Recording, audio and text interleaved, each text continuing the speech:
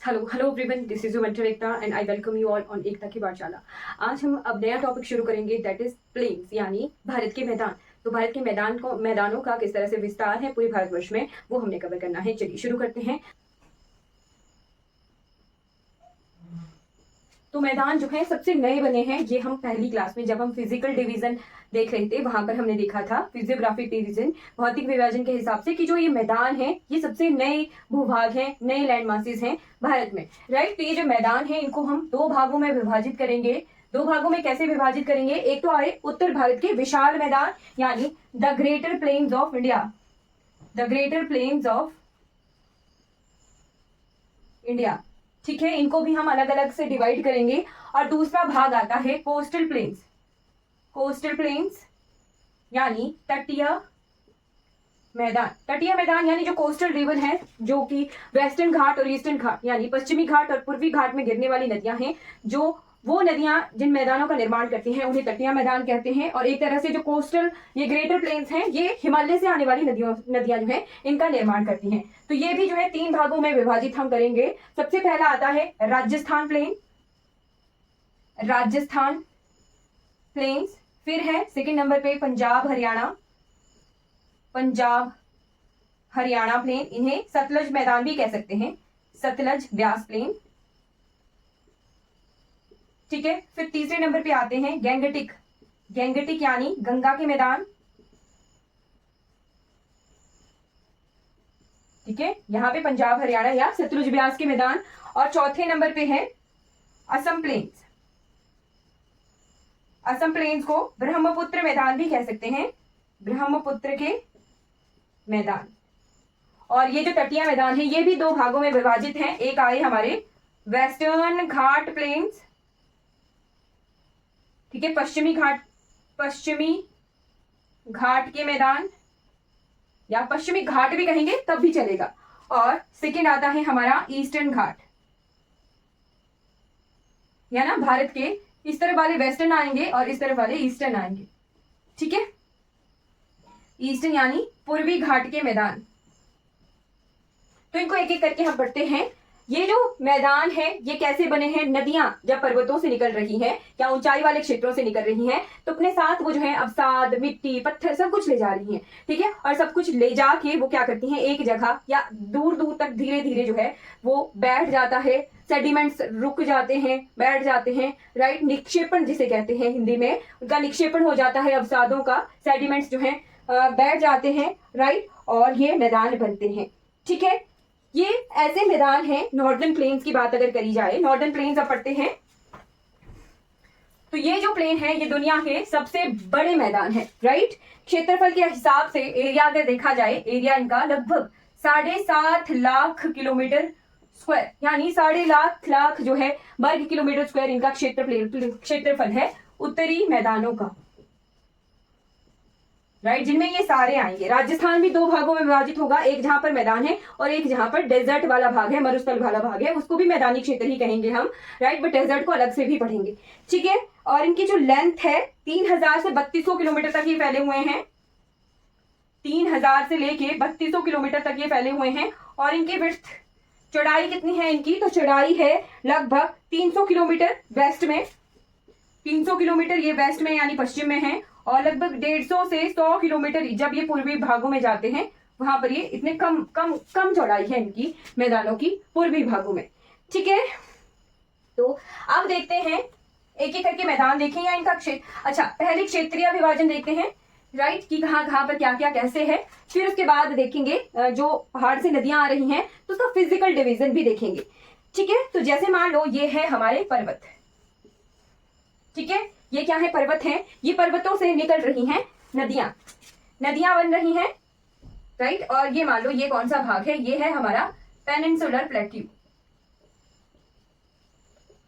पठारी भाग है भारत का। ठीक है, तो ये भी ऊंचा है और ये भी ऊंचा है। ठीक है, इसकी हाइट भी है और इसकी हाइट भी है। अब क्या हो रहा है, इन पहाड़ों से नदियां बह बह के आ रही हैं, यहां से भी कुछ नदियां बह के आ रही हैं। तो ये जो नदियां हैं अपने साथ क्या लाती हैं? सेडिमेंट्स लाती हैं, और ये सेडिमेंट्स जो हैं जम जाते हैं और यही जम के जो है मैदान बना रही हैं। अब ये मैदान पक्के क्यों हो गए?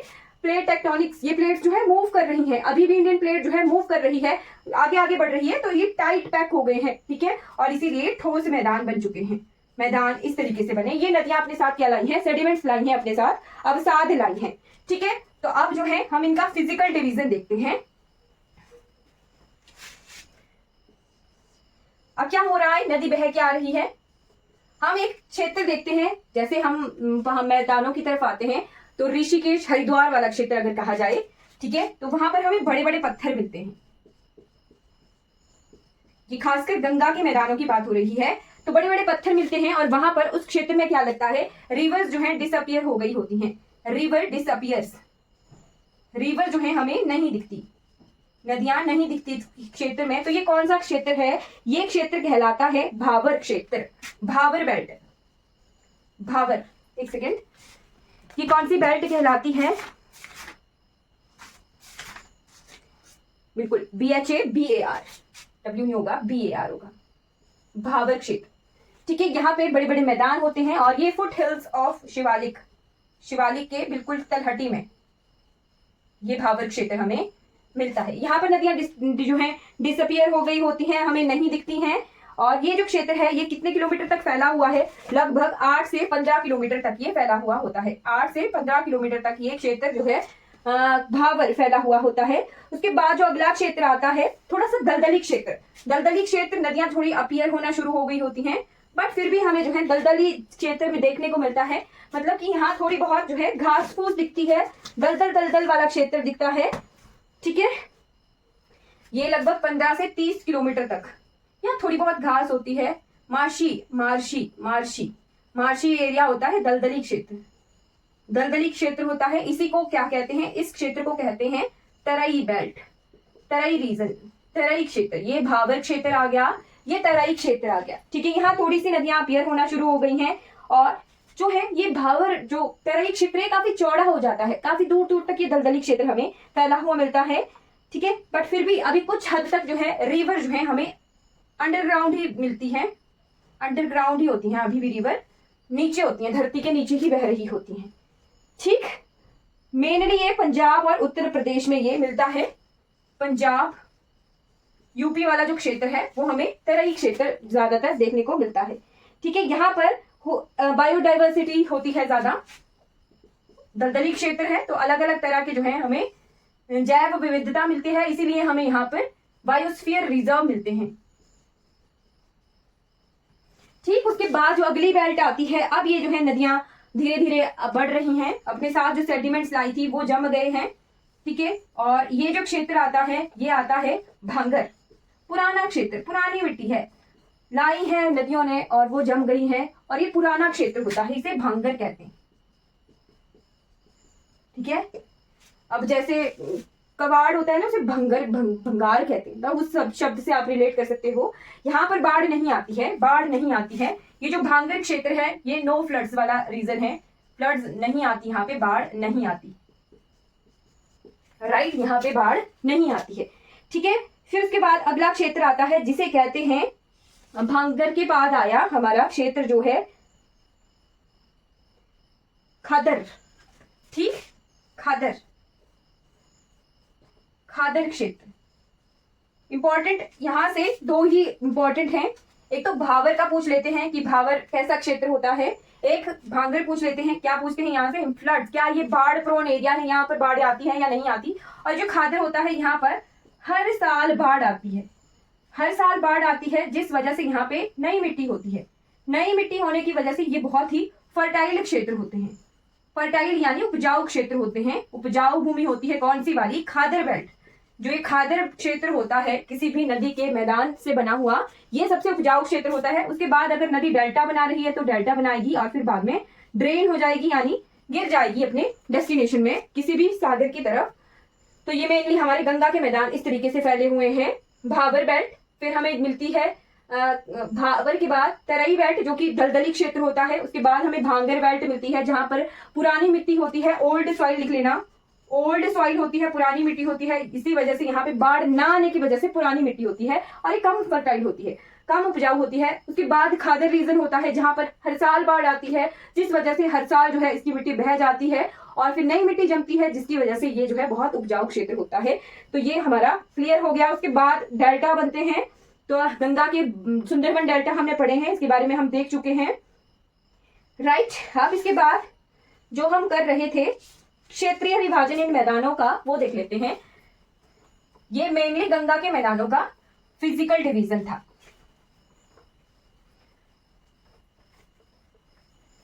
ओके, जो राजस्थान प्लेन्स हैं, राजस्थान के मैदान, एक एक करके सारे मैदान अब देखेंगे।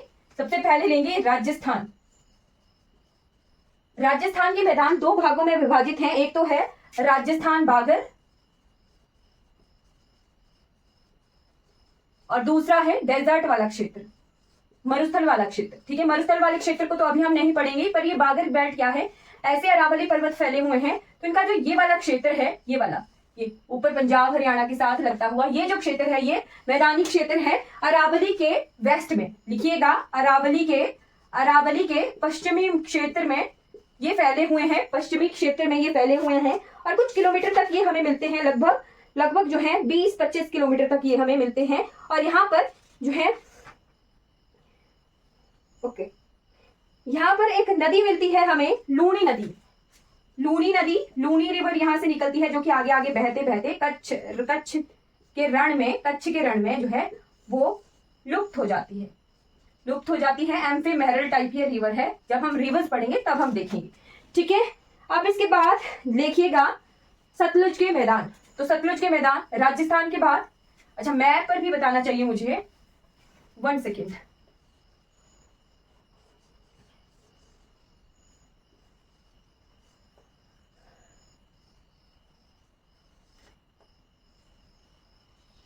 तो ये पोर्शन हमने अभी कवर कर लिया राजस्थान। अब ये पोर्शन हमें कवर करना है पंजाब हरियाणा का मैदान, या इसे सतलुज मैदान भी कहते हैं।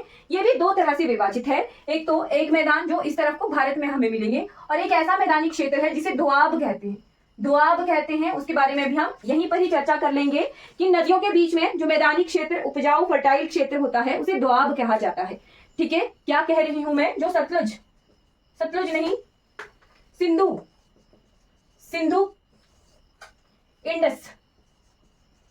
इंडस या हिंदी में कहें सिंधु नदी के जो मैदानी क्षेत्र हैं उन्हें कहते हैं दोआब कहते हैं। ठीक है, तो सिंधु की सहायक नदियां हम सिंधु नदी जल समझौते में देख चुके थे, राइट। ये किस तरह से विभाजित थी, ये थी हमारी सबसे ऊपर थी इंडस रिवर, जो कि मानसरोवर लेक के पास से आ रही थी। उसके बाद आती है झेलम। तो लिखिएगा सिंधु प्लस झेलम। सिंधु और झेलम के जो बीच का मैदानी क्षेत्र है उसे कहते हैं सिंध सागर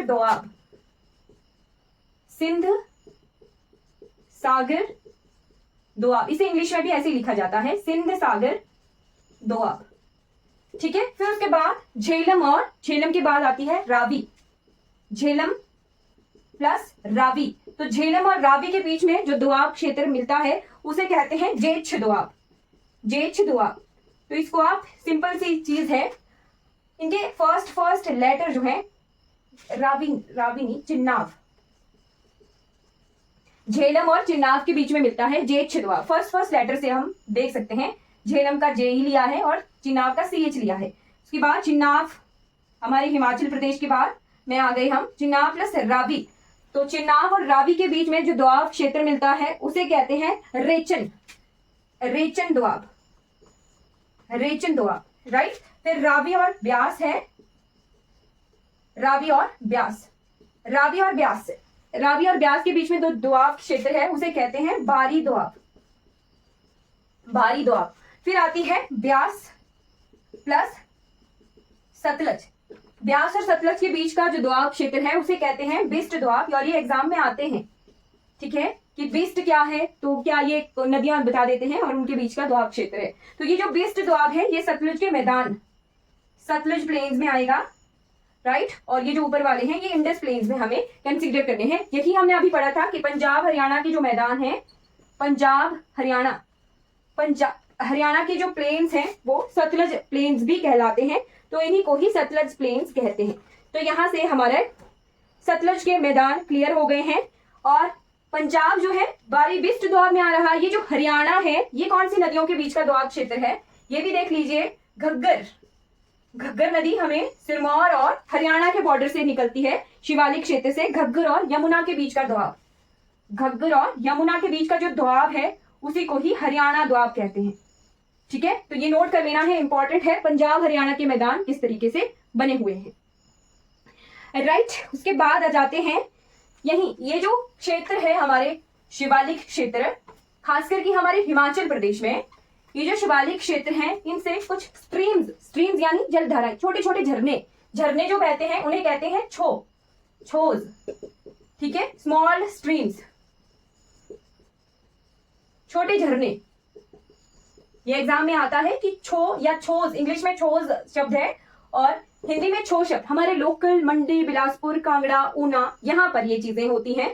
तो ये जो निचले क्षेत्र है हिमाचल की, ये मेनली हमारे शिवालिक क्षेत्र ही है। यहीं पर ही जो छोटे झरने निकलते हैं उनको छो कहा जाता है। राइट, ठीक है जी। टेम्पररी स्ट्रीम्स होती हैं, बरसात में ये बहते हैं फिर ये खत्म हो गए होते हैं। आजकल जो मानसून वाला रीजन है, मौसम है, यहाँ पर ये छोटे झरने हमें देखने को मिलते हैं, छोज इन्हें कहते हैं। ठीक, गंगा के मैदानों का फिजिकल डिवीजन मैंने आपको बता दिया। फिजिकल यानी भौतिक विभाजन हमने अभी अभी देखा है। तरई के बाद सबसे पहले देखा था हमने भावर, तरई, भांगर और खादर, वो हम शुरू में कवर कर चुके हैं, आप फिर से देख लीजिएगा। अब इसके बाद गंगा का फिर जो क्षेत्रीय विभाजन है, regional division of Ganga, Gangetic plains. ठीक है, गंगा के मैदानों का क्षेत्रीय विभाजन। ठीक, तो गंगा के मैदानों को western part of Uttar Pradesh का पश्चिमी भाग कहलाता है रोहिलखंड। पश्चिम यूपी कहलाता है रोहिलखंड जो क्षेत्र है वो। फिर उसके बाद ये यूपी, बिहार, वेस्ट बंगाल में फैले हुए हैं। गंगा के मैदान यूपी, यहाँ यूपी, बिहार, वेस्ट बंगाल ऐसे फैले हुए हैं ये पूरा क्षेत्र। ठीक है, यूपी, बिहार, वेस्ट बंगाल। फिर आगे बांग्लादेश में डेल्टा बना हुआ है, वो हमें पता है, आगे रिवर्स में हम कवर करेंगे ये सारा। फिर लखनऊ के पास इन्हीं मैदानों को कहा जाता है अवध। हिस्ट्री में हम अवध के बारे में सुनते हैं, तो लखनऊ के पास अवध के मैदान कहलाए जाते हैं, या इन्हें औध ये शब्द भी यूज करते हैं, OUDH। ठीक है, फिर नॉर्थ ऑफ गंगा इन बिहार के नॉर्थ ऑफ बिहार के उत्तर में इन्हें कहते हैं मिथिला पेंटिंग्स, सुना होगा मिथिला पेंटिंग्स, मिथिला की चित्रकला। ठीक है, मधुबनी। फिर है यहाँ पे साउथ ऑफ बिहार के साउथ में, उत्तर दक्षिण, बिहार के दक्षिण में ये कहलाते हैं मगध। ठीक है, जो मगध एम्पायर, हमें पता है ये बिहार के साउदर्न भाग को, दक्षिणी भाग को कहा जाता है। हिस्ट्री में इसकी कैपिटल जो है प्रेजेंटली पटना और हिस्टोरिकल नाम पाटलिपुत्र हुआ करता था। राइट, और स्वर्ण रेखा और दामोदर नदी, गंगा के हुगली की जो गंगा से निकलने वाली नदी है, गंगा को ही फरक्का बैराज में एक तरफ बांग्लादेश चली जाती है गंगा, और यहीं से ही एक नदी निकलती है हुगली। ठीक है, तो दामोदर नदी है जो कि मिलती है हुगली में, दामोदर, और एक रिवर है स्वर्ण रेखा महानदी की सहायक है। ठीक है, दामोदर प्लस स्वर्ण रेखा, इनको हम रिवर्स में कंप्लीट करेंगे, बट दामोदर और स्वर्ण रेखा के बीच में जो क्षेत्र है वो कहलाता है रड। ठीक है, रड। तो ये हमने कवर कर लिया। अब इसके बाद आ जाइए ब्रह्मपुत्र के प्लेन्स, ब्रह्मपुत्र के मैदान।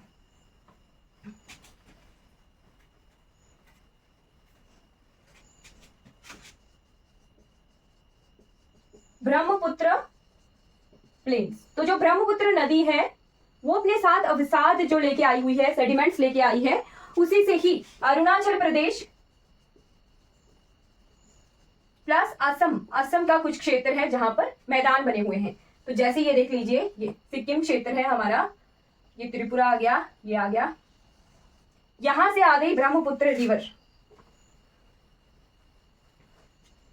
यहां से जा रही है, अच्छा दूसरे पेन से बनाती हूं, यहां से आ रही है गंगा नदी। राइट, ये है बीच में बांग्लादेश,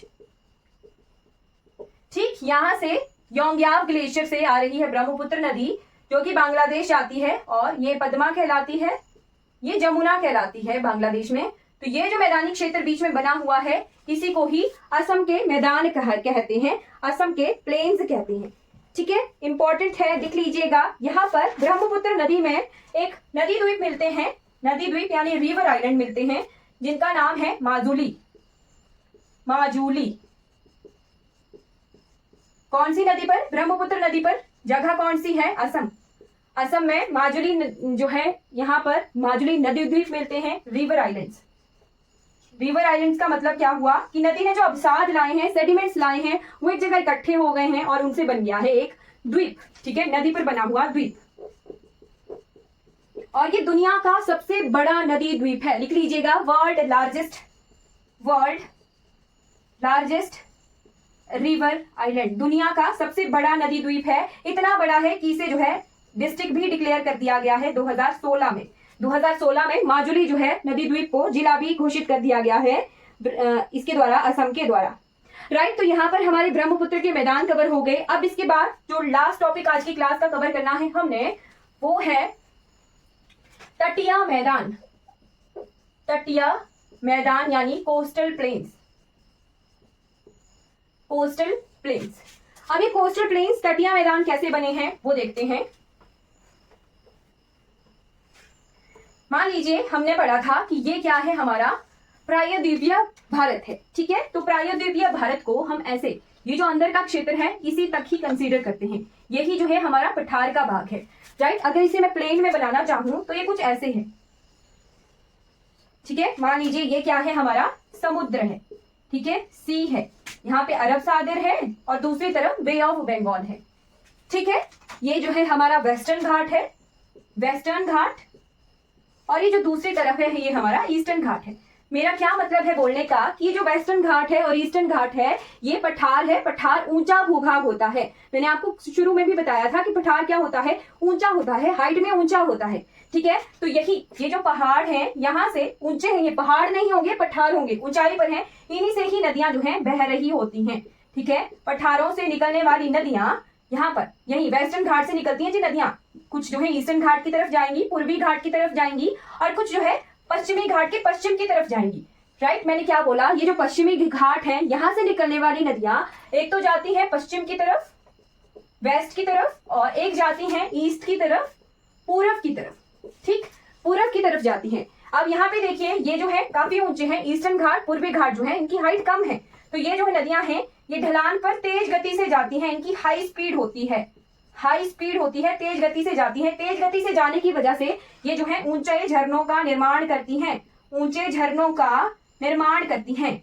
राइट, वाटरफॉल जलप्रपातों का निर्माण करती है। कौन सी नदियां? जो पश्चिमी घाटों के पश्चिम की तरफ बहती हैं। यहीं पर ही हमें भारत का सबसे ऊंचा शरावती नदी पर सबसे ऊंचा जो वाटरफॉल है, जोग वाटरफॉल, इसे गैसोपा जोग वाटरफॉल लिखिएगा, जोग वाटरफॉल, जोग झरना मिलता है, हाईएस्ट, सबसे ऊंचाई पर स्थित झरना है। क्यों बने हैं वो मैंने आपको बता दिया, क्योंकि ये तेज गति हाई स्पीड से जाती हैं। और ये जो इस तरफ वाली नदियां हैं, जो वेस्टर्न घाट है, यहाँ पर हमें कोई डेल्टा नहीं मिलते हैं, नो डेल्टा। क्यों नहीं मिलते हैं? क्योंकि ये जो नदियां हैं तेज गति से जा रही हैं, थोड़े से अवसादों को यहाँ रोकेंगी और यहाँ पर थोड़े से मैदान होंगे, ये मिट्टी जमी होगी, बट ये डेल्टा नहीं होंगे। बट जो इस तरफ जा रही ये नदियां हैं, ये स्लो स्पीड कम गति से जा रही हैं। कम गति से जाने की वजह से ये फैलती हुई जा रही हैं, मतलब कि अपने साथ लाई जो मिट्टी अवसाद है उनको जो है फैला कर जो है जमाएंगी, और इसी वजह से जो ईस्टर्न घाट है उस तरफ हमें मिलते हैं डेल्टा। डेल्टा क्या है? मेनली जो हमारे ये नदियां सिल्ट अपने साथ लाई होती हैं, सिल्ट अवसाद लेके आई हैं, उनको जो है बहुत ज्यादा विस्तार में, ज्यादा लार्जर एरिया में जो है इन्होंने फैलाया होता है। इसीलिए चौड़ी डेल्टा मतलब थोड़ी सी ब्रॉड चौड़ाई में बहुत फैल के कुछ जो है शाखाओं में बहती है, ठीक है, बहुत सारी ब्रांचेस में बहती है और अपने साथ बहुत सारी जगह सेडिमेंट्स जो है अवसादों को जमाती हैं, वही डेल्टा होते हैं। तो हमें ईस्टर्न घाट की तरफ क्या मिलते हैं, डेल्टा मिलते हैं, मैदान भी है और डेल्टा भी है, ठीक है। तो अब देख लेते हैं वेस्टर्न घाट की तरफ हमें मैदान मिलते हैं, डेल्टा नहीं होते हैं और ऊंचे झरने होते हैं। किस वजह से, क्योंकि ऊंचाई से नीचे गिरने वाली नदियां होती हैं, राइट। अब देखते हैं कौन कौन से हमें मैदान देखने को मिल रहे हैं।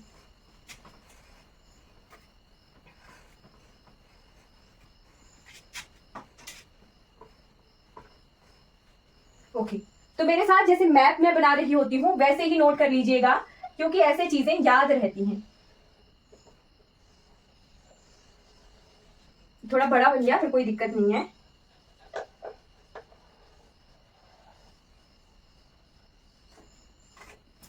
राइट, ये भारत का मैप है। हाँ, यहाँ पर ये जो क्षेत्र है ये हमारा भारत का क्षेत्र है। ये है कौन सी लाइन है, ये 49 डिग्री पैरेलल, 24 डिग्री पैरेलल है ये भारत और पाकिस्तान के बीच में, ठीक। तो यहां से ये कौन सा सागर है, अरब सागर, ठीक। पश्चिमी घाट अगर बनाने हो तो हम ऐसे बनाते हैं, थोड़े पीछे। क्यों बनाते हैं पीछे, इसका कारण है पठार भाग है, ऊंचा है, घाट जो है ऊंचे हैं, मैदान नीचे है, ठीक है। ये क्या है, वेस्टर्न घाट, राइट। और जो मैदानी क्षेत्र है ये बाद में बना है, नदियों ने बाद में बनाया है। जो पठारी क्षेत्र है, वेस्टर्न घाट वाला पठार वाला ऊंचा क्षेत्र है, वो गोंडवाना का भाग हुआ करता है और वो पुराना भाग है। और ये जो मैदान है ये नए बने हैं, नदियां गिरी हैं सागर की तरफ और उन्होंने अपने साथ लाए हुए अवसादों को जमाया है, सेडिमेंट्स को जमाया है। तो यहाँ पे गुजरात, यहाँ पे ये जो गुजरात वाला क्षेत्र है, यहाँ पे सबसे लंबी कोस्टल लाइन है, सबसे लंबी तटरेखा है गुजरात। गुजरात में सबसे लंबी तटरेखा है, लगभग 1600 किलोमीटर, 1615 के आसपास है। और इसको क्षेत्र को कहते हैं काठियावाड़ के मैदान। यहाँ यहीं पे लिखिएगा, थोड़ा ऊपर लिखती हूँ, काठियावाड़। ये जो नीचे वाला क्षेत्र है ना, ये वाले मैदान, ये कहलाए जाते हैं काठियावाड़ के मैदान, यहाँ तक, ठीक है, काठियावाड़ के मैदान। फिर यहाँ पर जो है, ओके, 2 पॉइंट लिखिए, यहाँ पर है दमन, फिर है गोवा, फिर है मैंगलोर। तो इन क्षेत्रों के बीच के मैदानों का नाम है, दमन से लेके, दमन तक काठियावाड़ है, दमन से लेके गोवा तक जो मैदान है वो कौन से मैदान है, उनका नाम है, इनका नाम है कोंकण मैदान, ठीक है, कोंकण, कोंकण मैदान। गोवा से लेके एक सेकेंड, हाँ, गोवा से लेके मैंगलोर तक कैनेरा मैदान है, कैनेरा मैदान, ठीक है। अगर इसी को कंबाइंडली लिखना हो, राइट, कोंकण, दमन से लेके मैंगलोर तक, ये कन्नड़ मैदान भी कहलाते हैं, ठीक है। सह्याद्री भी कहते हैं इनको, ये जो हमारा सह्याद्री क्षेत्र, वेस्टर्न घाट को सह्याद्री क्षेत्र भी कहते हैं। तो ये जो गोवा तक वाला क्षेत्र है मेनली इसे सह्याद्री कहते हैं, ठीक। मैंगलोर से लेके कन्याकुमारी तक, कन्याकुमारी तमिलनाडु, तमिलनाडु जो है हमारा कुछ क्षेत्र, कन्याकुमारी वाला क्षेत्र वेस्टर्न घाट की तरफ आता है।